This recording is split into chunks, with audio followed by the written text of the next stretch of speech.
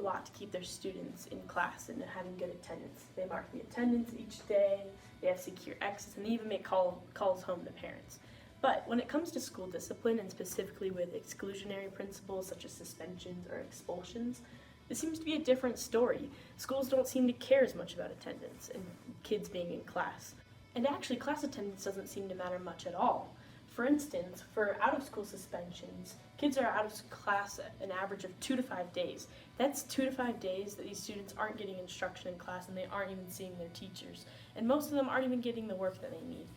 And this is difficult for anyone academically to recover from.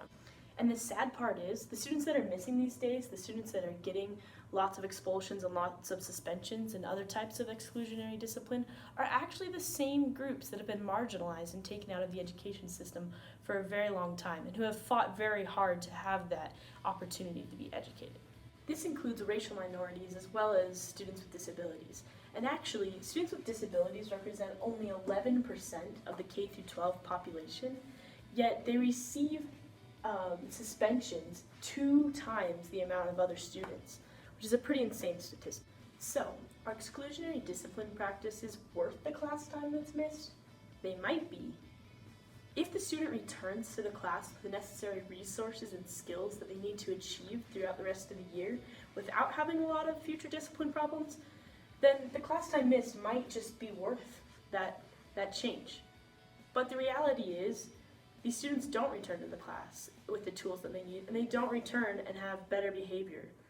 Half of students who receive a suspension in a given year actually receive a second suspension in the same exact year.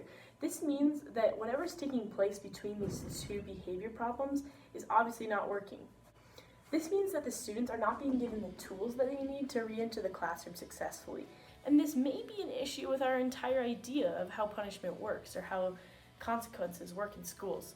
One elementary teacher from Cleveland who is taking a stance against exclusionary discipline actually relays that these students that are receiving suspensions in reality need a shoulder to cry on, not a kick in the pants. These practices don't only impact a student in one given year, but they actually impact the student's entire educational path and beyond. For instance, students who receive 1 suspension are 77% more likely to drop out before their high school graduation. Because of that 1 singular suspension that led to the students having less of a chance of graduating, this actually could impact the rest of their lives. Chances are, because of the lack of their graduation and high school certificate, they'll have lower income and they'll also have less employment opportunities, and they'll even be 8 times more likely to be incarcerated at some point in their life. This is what many educators call the school-to-prison pipeline. While this may seem kind of dramatic to say that schools are simply preparing students for prison, if we actually think about exclusionary discipline practices, this makes a little bit of sense.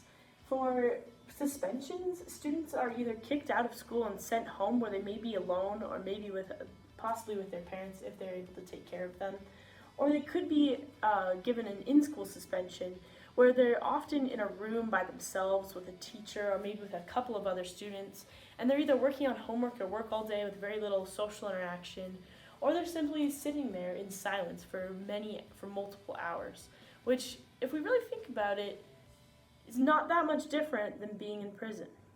Thankfully, there are other options to exclusionary discipline. Many schools across the nation are actually developing programs and workshops that are giving kids coping skills so that they don't have as many behavior problems in the future. And they're actually getting students back into classrooms as soon as possible, rather than having 2 to 5 days for the students to just be at home or be in a room by themselves.